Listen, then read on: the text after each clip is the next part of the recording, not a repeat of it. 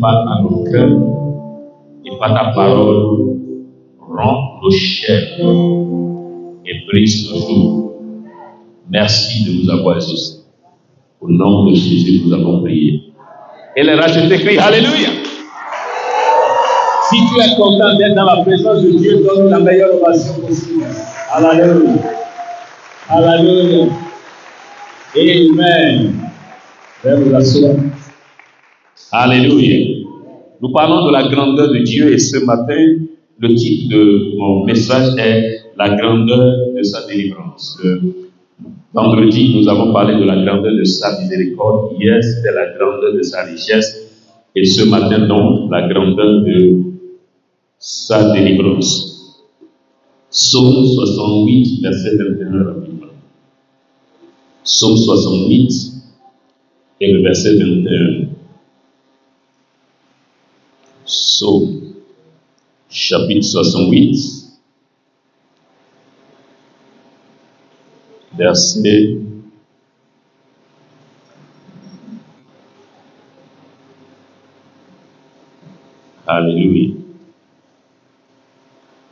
21.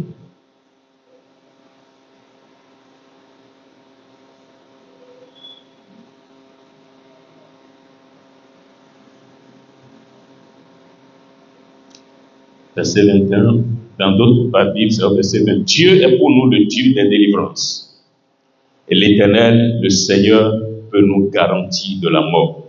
Dieu est pour nous le Dieu des délivrances. Alléluia. Qu'est-ce que cela veut dire? Cela veut simplement dire que l'une des choses que Dieu sait faire de mieux et qu'il adore faire, c'est délivrer. Alléluia. Comme je vous le disais hier, quand on examine la Bible, on se rend compte que la Bible, un autre nom qu'on peut attribuer à cela est le livre des délivrances. Alléluia. Le livre des délivrances. Et nous allons essayer de voir la définition littéraire du mot délivrer. Délivrer veut dire rendre libre ce qui oppresse, rendre libre de ce qui oppresse, de ce qui fait souffrir, de ce qui incommode. Délivrer, donc, c'est rendre libre de ce qui oppresse, de ce qui fait souffrir, de ce qui incommode, c'est-à-dire de ce qui met mal à l'aise. Alléluia. Toute situation, donc, qui te met mal à l'aise est un cas de délivrance. Que ce soit sur le plan familial, matrimonial, financier, spirituel, professionnel, physique, quel que soit le domaine, s'il y a quelque chose qui t'incommode, quelque chose qui te fatigue, quelque chose qui te met mal à l'aise, c'est déjà un cas suffisant pour la délivrance. Alléluia. Et Dieu est le Dieu des délivrances. Et ce Dieu siège au milieu de nous ce matin. Et puis c'est ce qu'il aime, ça fait partie des choses qu'il aime faire, ça veut dire que ta délivrance ce matin est garantie. Quelle que soit la situation qui t'incommode, Dieu va t'affranchir de cela. Alléluia. Amen. Alors, donc, quand on regarde à la lumière de cette définition, on se rend compte que les gens de cette génération n'ont pas la bonne définition. L'Église contemporaine n'a pas la bonne définition de la délivrance. Pour beaucoup de gens aujourd'hui, la délivrance, c'est le fait de tomber au sol, rouler par terre et en écumant. C'est le fait de casser les alliances et les liens ancestraux. C'est la définition que nous faisons de la délivrance. Ces choses sont bonnes si le Saint-Esprit décide d'opérer de cette manière. Mais ces manifestations ne définissent pas à elles seules la délivrance. Et il y a une meilleure délivrance, celle de la parole de Dieu. Elle est meilleure, elle est parfaite. Jean 8, verset 32. Vous connaîtrez la vérité et la vérité vous affranchira. Alléluia. La meilleure délivrance. La meilleure délivrance. Je connais des gens qui tombent à chaque culte et qui se relèvent. Ils tombent avec leurs démons, ils se relèvent avec. Alléluia. Et ça se passe toujours comme ça, d'année en année, d'année en année. Alléluia. La meilleure délivrance, c'est lorsque la lumière des Écritures pénètre ton esprit et tu es affranchi à jamais. Alléluia. Le Dieu des délivrances est là, et quel que soit ce qui t'oppresse, ce qui t'a oppressé jusqu'à présent, je t'annonce la bonne nouvelle. Ce jour est le jour que tu attendais depuis longtemps. Les chaînes vont tomber. Tes jours seront brisés. Tu ferais mieux de croire et de répondre Amen avec force. Ce jour est ton jour de délivrance. Je dis, les chaînes vont tomber et les liens seront rompus dans le nom de Jésus de Nazareth. Alors, comme je le disais tantôt, la Bible peut être aussi appelée le livre des délivrances. Nous allons voir quelques cas, 2 dans l'Ancien Testament, 2 dans le Nouveau, et après cela, nous allons voir comment on peut réellement se libérer de ces contraintes, de l'oppression diabolique et de tout le reste. Alléluia. Je veux bien commencer par l'histoire de Jabès dans 1 Chronique, chapitre 4, versets 9 à 10. 1 Chronique, chapitre 4, versets 9 à 10. C'est le premier cas que nous allons étudier ce matin. 1 Chronique, chapitre 4, versets 9 à 10. Jabès était plus considéré que ses frères. Sa mère lui donna le nom de Jabès en disant, « C'est parce que je l'ai enfanté avec douleur. » Jabès invoqua le Dieu d'Israël en disant, « Si tu me bénis et que tu étendes mes limites, si ta main est avec moi et si tu me préserves du malheur, en sorte que je ne sois pas dans la souffrance. » Et Dieu accorda ce qu'il avait demandé. Alléluia. Alors nous voyons là le Seigneur délivrer un homme de la malédiction parentale. Alléluia. Amen. Nous tous, que nous le réalisons ou pas, nous sommes les produits de l'attitude et des paroles de nos parents. C'est pourquoi maintenant que tu es en Christ, tu dois savoir quelles paroles dire et prononcer sur tes enfants. Nous en avons été victimes et nous nous débattons aujourd'hui. Nous prions, Seigneur, bénis-moi, bénis-moi. Il y a des gens, comme je l'ai dit la fois dernière, il y a des gens, c'est depuis le ventre que leurs parents les bénissent. On ne commence pas à les bénir. Et quand ils ont commencé, ils sont nés, ils ont commencé à grandir, ils recevaient de temps en temps l'imposition des mains et des paroles qui étaient proclamées. Et le chemin a été balisé pour le succès et le bonheur. Alléluia. Voici une femme qui, à cause des douleurs qu'elle a endurées pendant l'accouchement, a collé un nom malheureux à son enfant. On t'appellera Jabès. Souffrance. Alléluia. Souffrance, et quand il a commencé par grandir, il a commencé par répondre favorablement à son nom. Souffrance, parce qu'on a dit, tu t'appelleras souffrance. Il fallait qu'il souffre. Alléluia. Il fallait qu'il souffre. Vous comprenez ce que ça veut dire? Il y a un adage yoruba qui dit, celui qui doit souffrir avant de dormir, même s'il est endormi, on va le réveiller pour le gifler et il va se rendormir. Parce qu'il faut qu'il souffre avant de dormir. Vous comprenez cela? Des gens qui sont à l'extrémité de la percée, il faut que quelque chose se passe. Il faut que quelque chose arrive, quelque chose de malheureux arrive à cause de la malédiction. Maintenant, sa maman a prononcé cette parole et lui a collé ce nom par ignorance. Aucune mère sensée ne peut donner un tel nom à son enfant. Ça ne peut être que par ignorance. On t'appellera Jabès, souffrance. Et sûrement le jeune homme n'a pas compris le pourquoi de certaines expériences négatives qu'il a traversées, jusqu'au jour qu'il a compris la source de son malheur. Il est allé vers Dieu, le seul qui peut changer ce qui est naturellement inchangeable. Seigneur, si tu me bénis, pourquoi? Parce qu'il a cru que Dieu pouvait faire quelque chose pour lui. Si ta situation paraît irréversible, il y a un Dieu qui inverse l'irréversible. Fais-lui confiance ce matin. Alléluia. C'est pourquoi on l'appelle Dieu. Avec lui, rien n'est impossible. Naturellement inchangeable, mais il y a un Dieu qui change tout. Son nom est Jéhovah et il est le Tout-Puissant. Alléluia. Amen. Donc Jabès a su, c'est le nom qu'il portait. Personne ne pouvait rien pour lui, mais il existe un Dieu qui siège dans les cieux et qui règne dans le règne des hommes. Et c'est vers ce Dieu-là qu'il est allé dans la prière. Et la Bible dit sa condition est devenue meilleure. Le dernier est devenu le premier de la famille. Quand Dieu est intervenu dans sa situation. Et il y a quelqu'un ici, le Seigneur va intervenir dans ta situation. Alléluia. Il était exclu, mais aujourd'hui il va entrer dedans. Et tout va changer. Et ton obscurité va devenir lumière. Et tes difficultés vont se convertir en opportunité. Dans le nom de Jésus de Nazareth. Oh Dieu, si tu me bénis, si tu changes ma vie. Quand on lit des choses comme ça, on voit la réalité de Dieu. Et on comprend le problème des hommes aujourd'hui. Les gens n'ont pas suffisamment de foi en Dieu. Alléluia. Les gens n'ont pas suffisamment. Les gens ne croient pas en la réalité de ce Dieu-là. Beaucoup jouent à la religion, même dans l'église, c'est seulement de la religiosité. La réalité de Dieu. Connaître Dieu consciencieusement. On n'a pas ça aujourd'hui. Ce jeune homme savait que Dieu pouvait faire. Et il est allé. Et Dieu l'a fait. Oh, si tu me bénis, si tu changes ma vie. Et il est devenu plus considéré. Vous avez vu comment Jabez était le plus considéré de tous ses frères. Le dernier est devenu le premier. Le pire est devenu le meilleur quand Dieu est intervenu dans sa situation. Alléluia. Donc Dieu l'a libéré de la malédiction parentale, celle que sa maman a prononcée inconsciemment.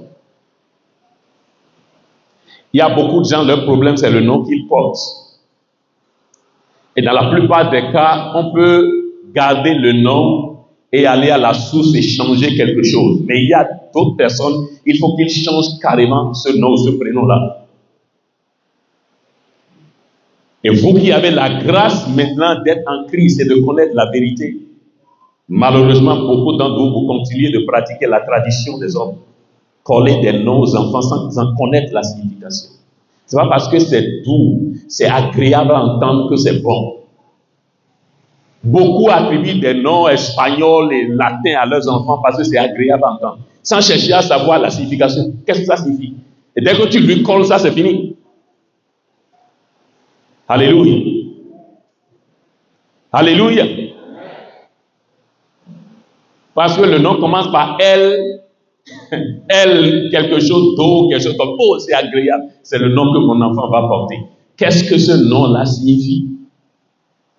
Il n'y a pas que Jabez, il y a Jacob également dans la Bible. Heureusement que Jacob était là le jour où sa femme collait un mauvais nom à Benjamin. Il a appelé le papa a entendu ça, dit jamais. Il a changé ça sur le champ, sur le champ. Il dit si on a appelé Benjamin, pas ce nom-là. Alléluia. Vous tous qui êtes en train de souffrir et de vous débattre dans la vie à cause d'un mauvais nom ou prénom que vous portez, au nom de Jésus, je vais à la source de ces noms-là et je commande à l'esprit qui se cache derrière d'être lié et chassé de vos vies dans le nom de Jésus. Que tout ce qui a été prononcé comme malédiction soit transformé en bénédiction pour toi. Dans le nom de Jésus de Nazareth.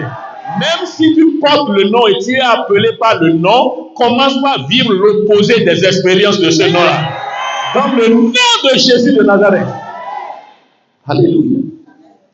Et Dieu l'a délivré de la malédiction. Prononcé par sa maman. Inconsciemment, bien entendu. Alléluia. Amen. Si tu as la grâce de le faire, Dieu t'a donné un enfant, associe ton pasteur dans le choix du nom. Il y a de très beaux noms dans la Bible. Et tu n'es même pas obligé de chercher dans la Bible. Alléluia. Il faut juste voir la signification. Quand tu appelles ton enfant joie au bonheur, c'est ce que ça veut dire. Alléluia. Au lieu d'aller chercher un nom latin, ascaïen, dont tu ne connais même pas la signification. Parce que c'est beau et c'est agréable à entendre. Alléluia. Amen. Ou dans votre famille, les gens s'appellent, les aînés s'appellent. Hein? Il y a certaines ethnies ici, l'aîné doit forcément s'appeler. C'est bon, à condition que tu saches la signification. Sinon, ce serait insensé de ta part que ton enfant répète ce que l'autre a vécu. Alléluia. quelle était la vie de celui qui portait le nom dans la famille? Quelle était sa vie? Quelles étaient ses expériences? C'est ce qu'il faut vérifier et épargner ton enfant. Mais parce que c'est comme ça que ça se fait, on lui colle à lui aussi.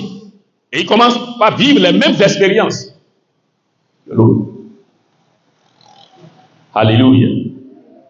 Nos enfants doivent avoir une vie meilleure que nous.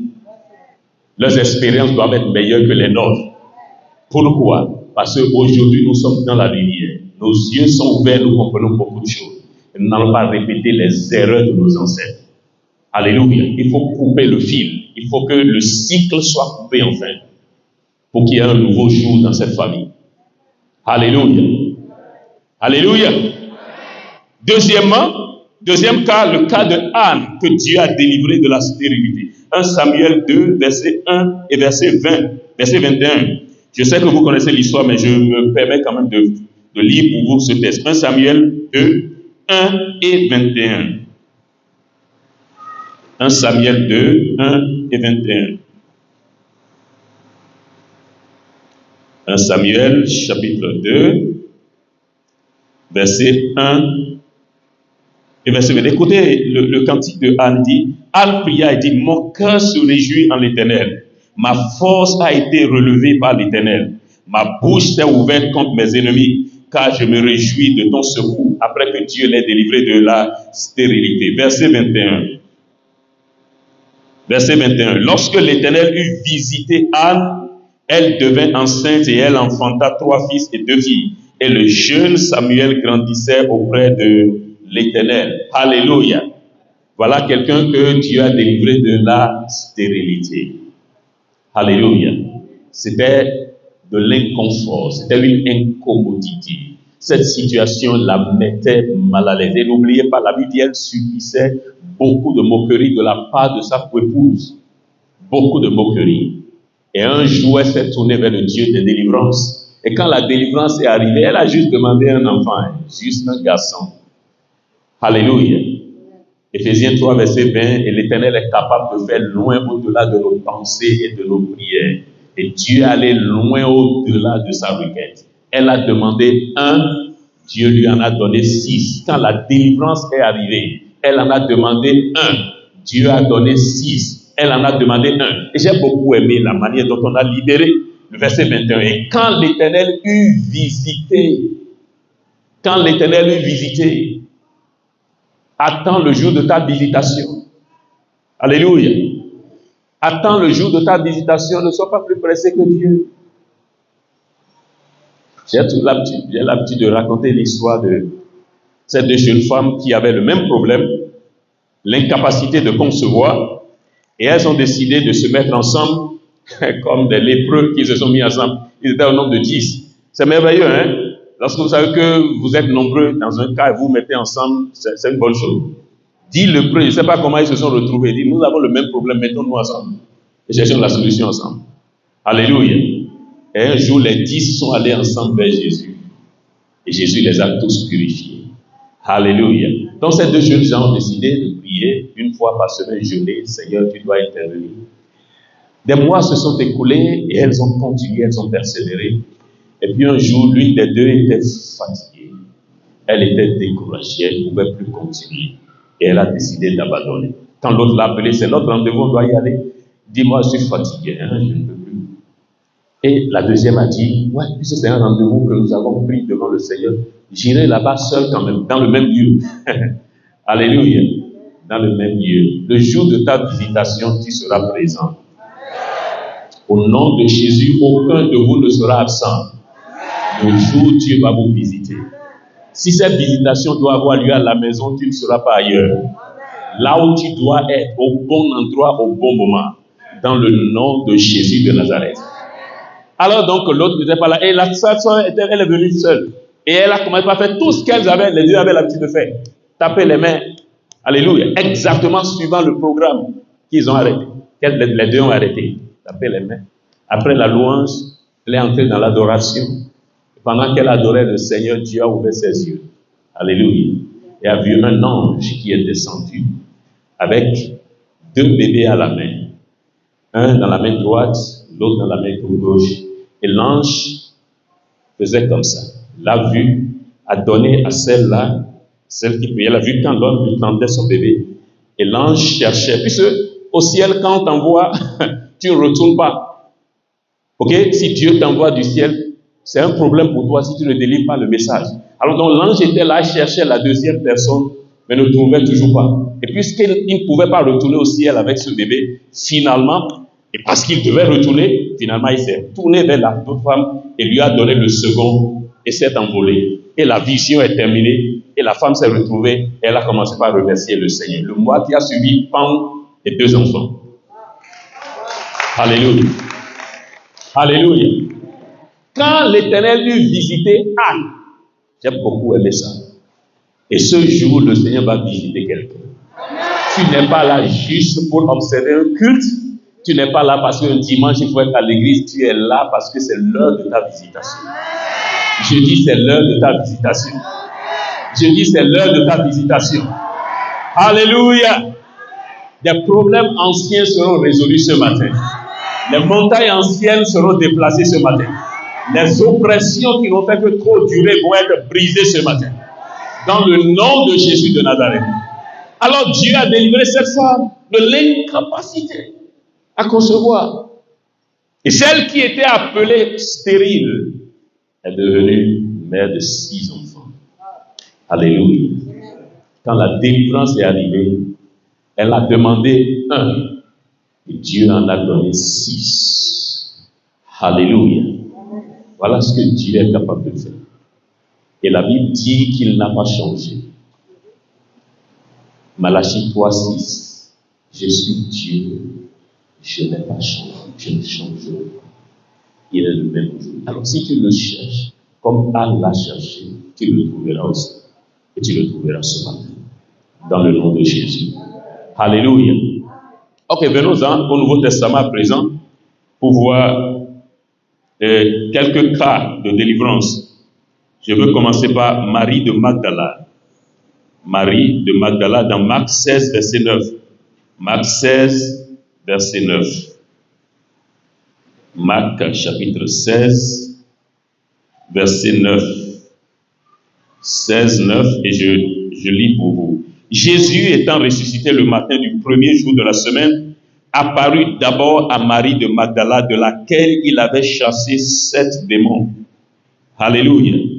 Jésus a délivré cette femme de 7 démons. Et vous savez ce que ça veut dire? 7 démons veut dire 7 problèmes.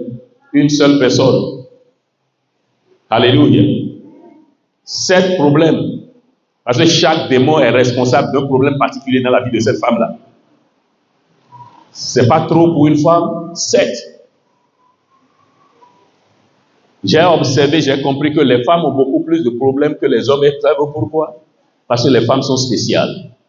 Elles constituent une force extraordinaire. Et le diable les attaque. Parce qu'il sait que si tu veux avoir un homme, il faut passer par la femme pour l'avoir. Si tu attaques l'homme, si la femme est là, l'homme n'est pas encore attaqué. Et si tu attaques la femme, la défense de l'homme est brisée. Et lui-même sera une proie facile. Alléluia. Je voudrais qu'on applaudisse pour les femmes, elles sont merveilleuses. Alléluia. Merveilleuses. Merveilleuses. Alléluia. 7 démons, une seule femme. 7.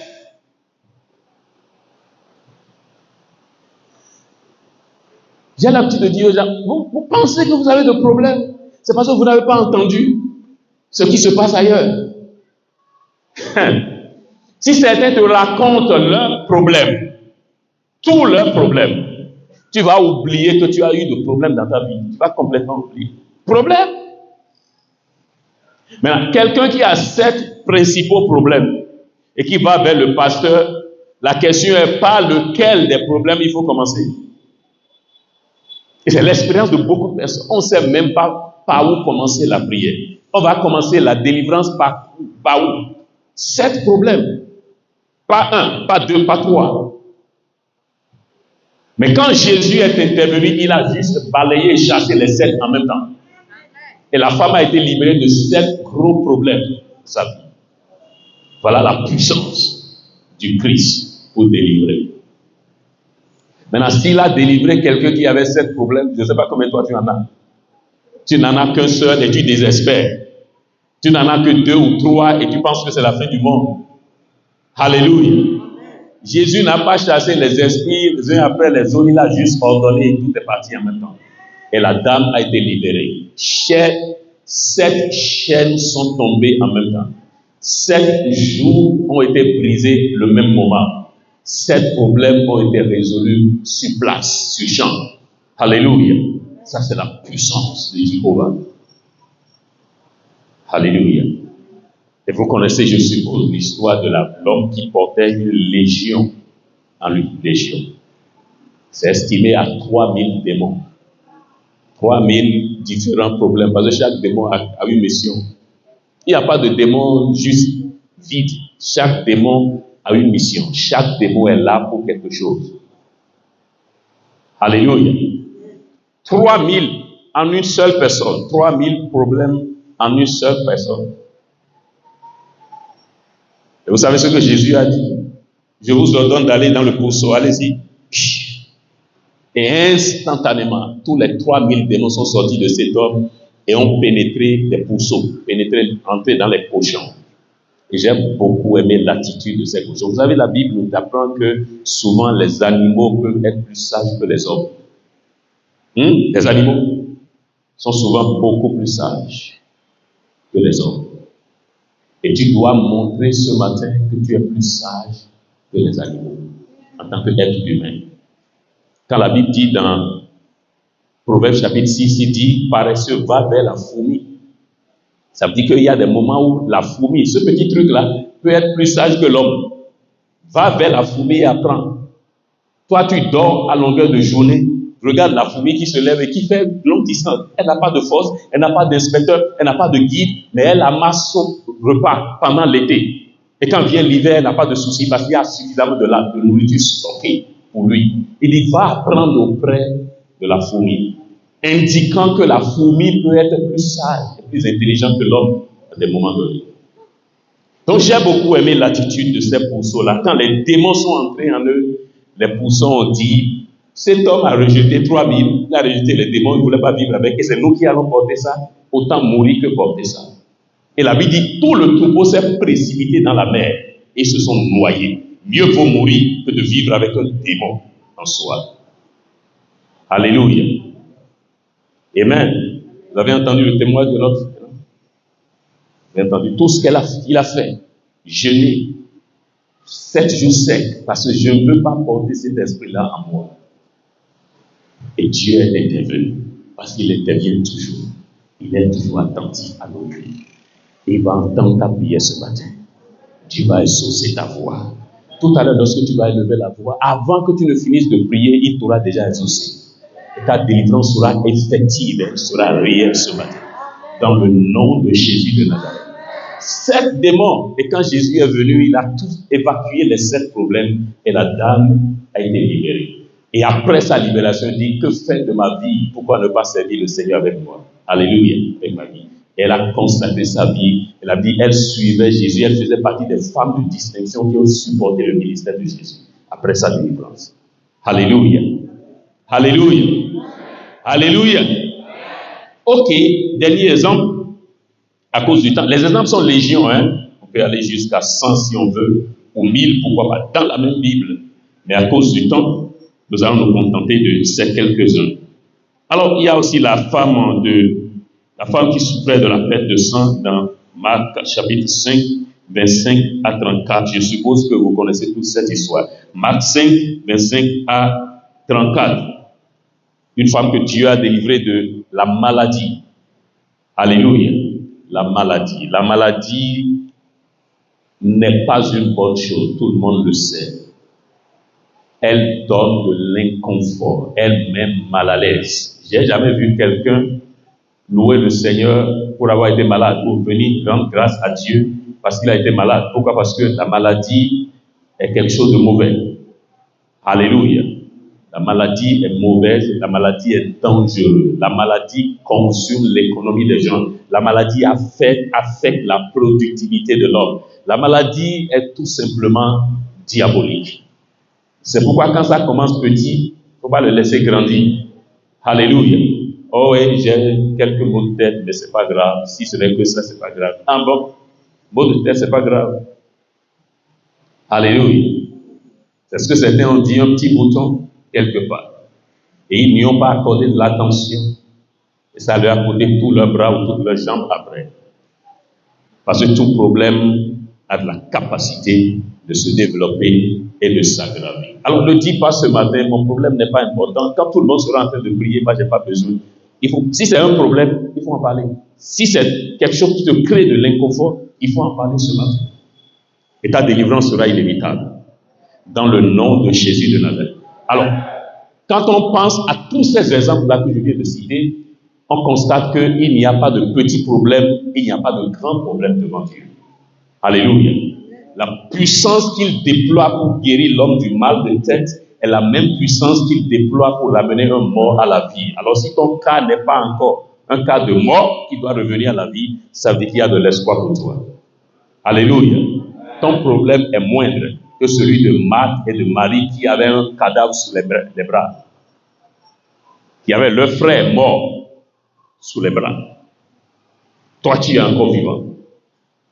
Alléluia. Toi, tu es encore vivant. Donc, Dieu n'a pas besoin de retrousser les manches.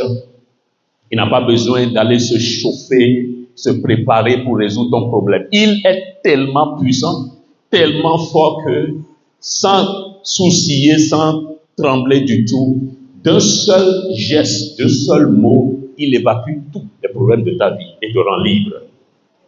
Alléluia.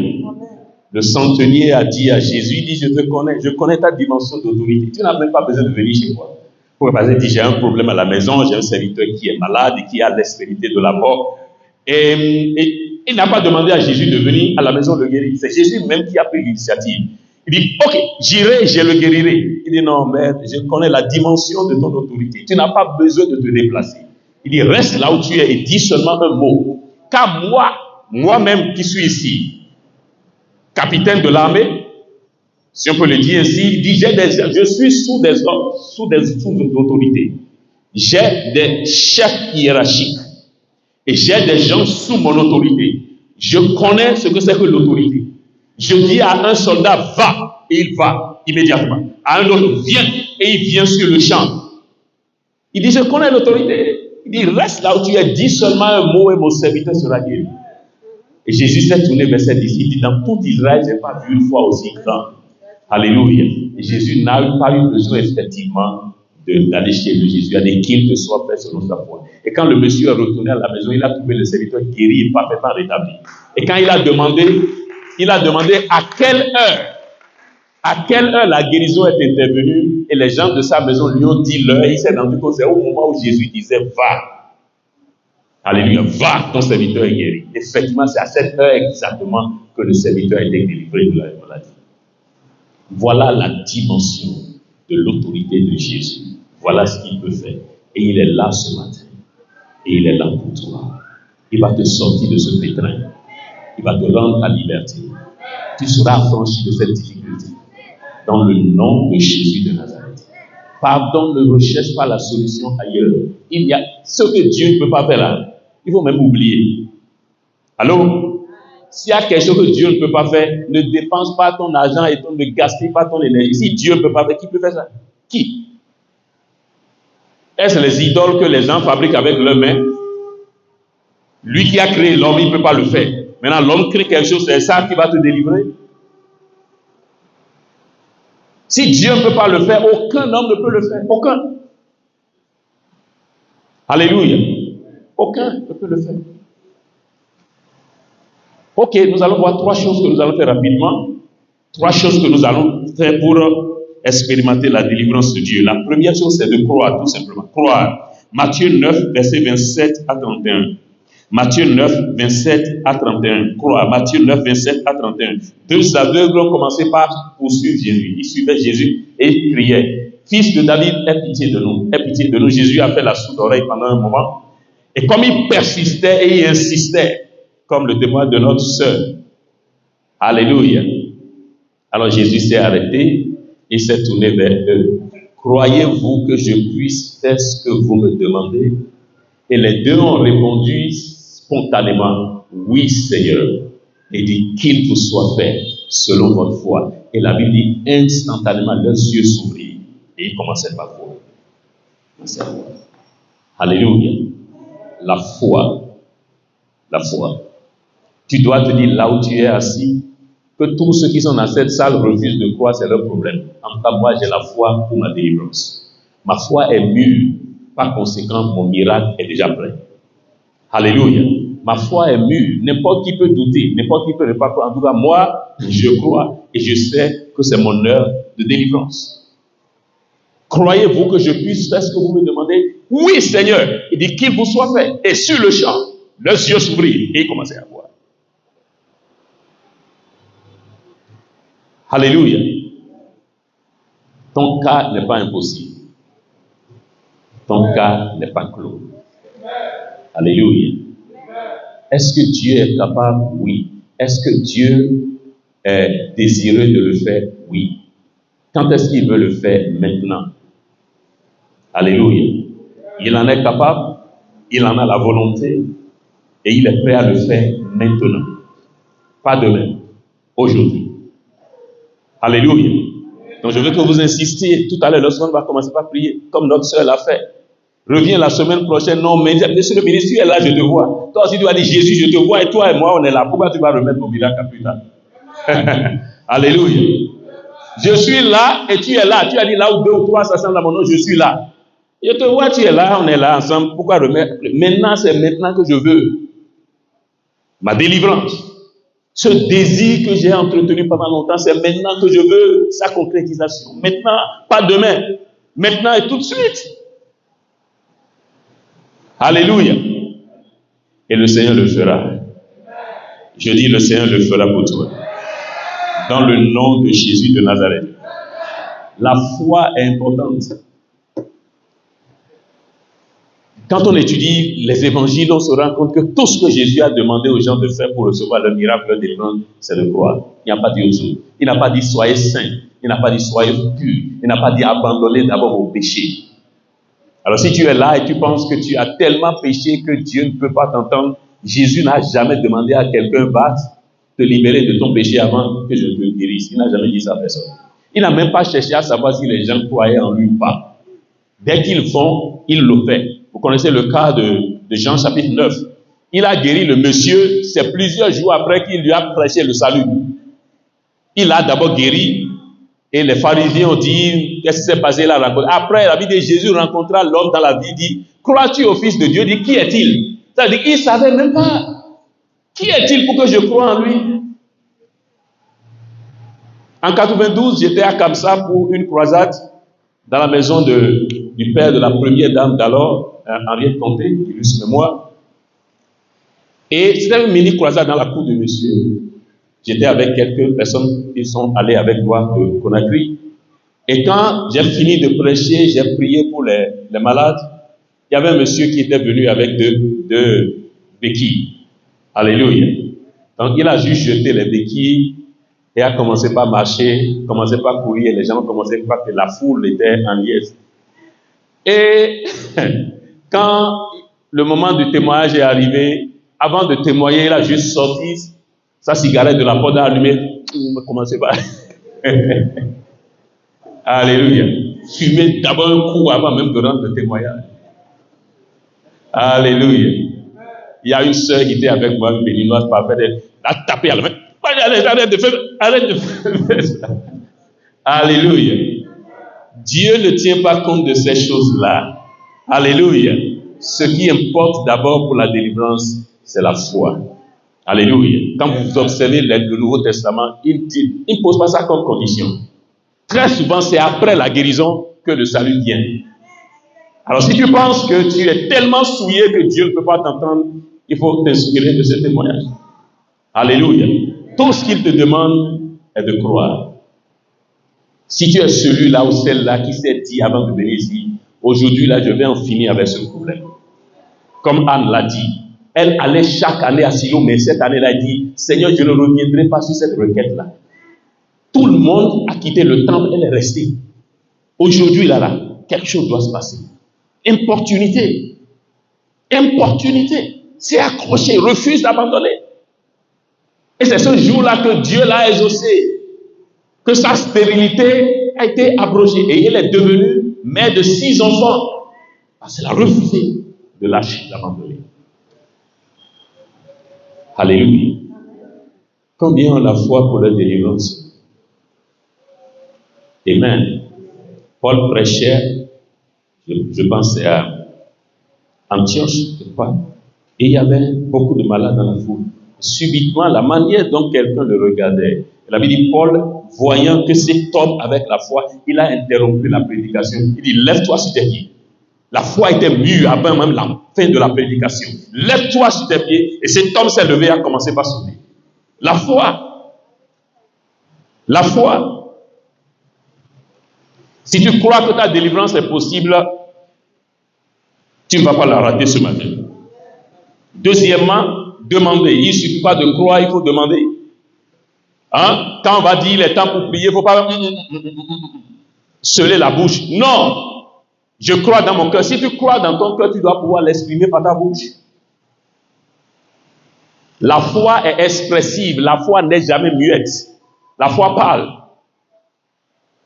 Demandez. Matthieu 7,7. Demandez et il vous sera donné. C'est si simple. Simple. Simple. J'ai l'habitude de donner mon propre témoignage. Je voyais les gens recevoir le Saint-Esprit, parler en langue. Et pour moi, c'était un mystère. C'est quelque chose de tellement grand qu'on ne peut pas le recevoir facilement comme ça. Alléluia. Donc, plusieurs mois, plusieurs années, j'étais là, je voyais les gens baptisés, parler en langue, ça ne venait toujours pas. Et un groupe de personnes, de frères dans l'église m'ont appelé. Ils ont constaté mes luttes, mes peines. Et ils m'ont appelé un jour, je suis allé à l'église, je les ai tous trouvés. Oh, l'amour à cette époque-là. Où est passé l'amour de l'église primitive? Ils m'ont juste appelé, je viens à l'église, je vois un groupe de personnes. Et c'était à cause de moi. Ils ont laissé tout ce qu'ils avaient à faire juste pour m'aider. Je viens les trouver là. Ils disent, nous voulons prier avec toi pour que tu reçoives le baptême. Reçoives le baptême du Saint-Esprit. Où est passé cet esprit-là aujourd'hui? Aujourd'hui, c'est l'individualisme, l'égoïsme, l'égocentrisme. Chacun pour soi, Dieu pour tous, comme on le dit. Alors, le responsable du groupe, le plus ancien, le plus mature, a pris la parole et m'a expliqué l'écriture. Il a simplifié les choses. Il dit, c'est comme si ton père, avant de mourir, a déposé de l'argent, une somme d'argent dans un compte bancaire pour toi. Et il t'a dit, c'est pour toi. Il est parti. Est-ce que tu as besoin de supplier quelqu'un, de gesticuler, de transpirer pour avoir accès à ce qui est à toi? J'ai dit non. Il dit, mais c'est si simple. C'est si simple. J'ai dit, ah bon? Il dit, oui. Et croyez-moi, quand on a commencé par louer, le Seigneur c'est venu. Avant que les gens me prient ou m'imposent les mains, quand j'ai vu la simplicité de la chose, tu penses que ton miracle, ton problème est tellement gros qu'il faudra que Dieu déploie tellement de puissance. C'est pas ça. C'est simple. C'est si simple.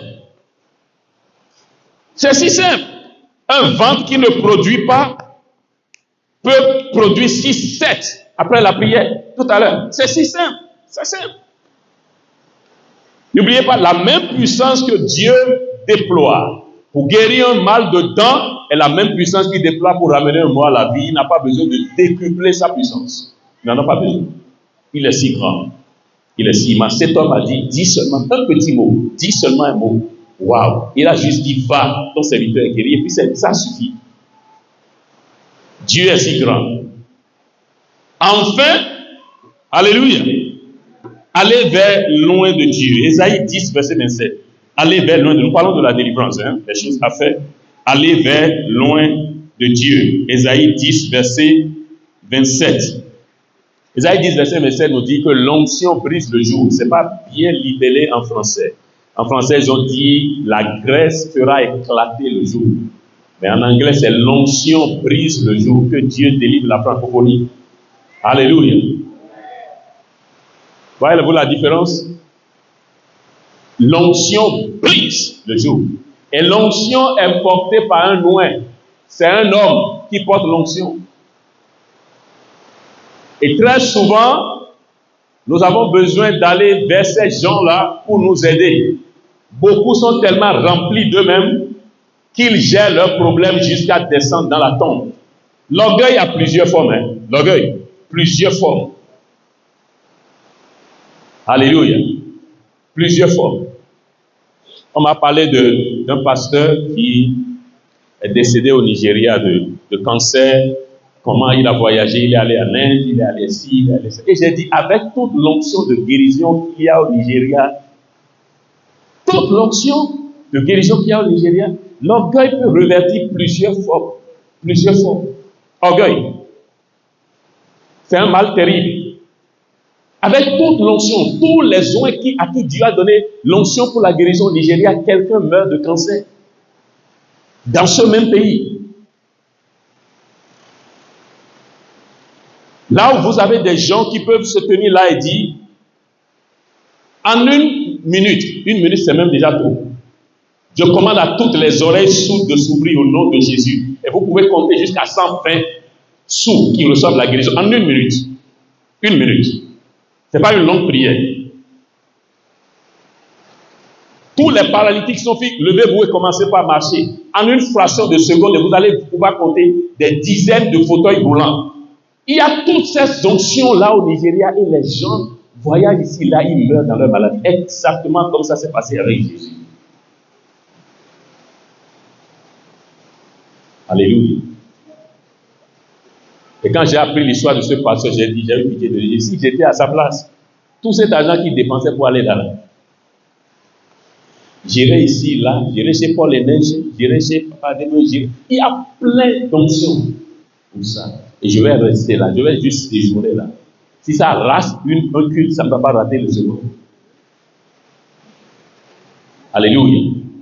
Loin de Dieu, loin de Dieu, loin de Dieu. Allez vers loin de Dieu pour la délivrance. Il y a des situations que vous pouvez gérer par vous-même. Mais il y en a, vous avez besoin de l'intervention de l'onction. J'ai une bonne nouvelle pour quelqu'un. L'onction de Dieu est dans cette salle ce matin. Et ce jour sera brisé. Ce lien sera rompu. Et ta délivrance est garantie ce matin. Dans le nom de Jésus.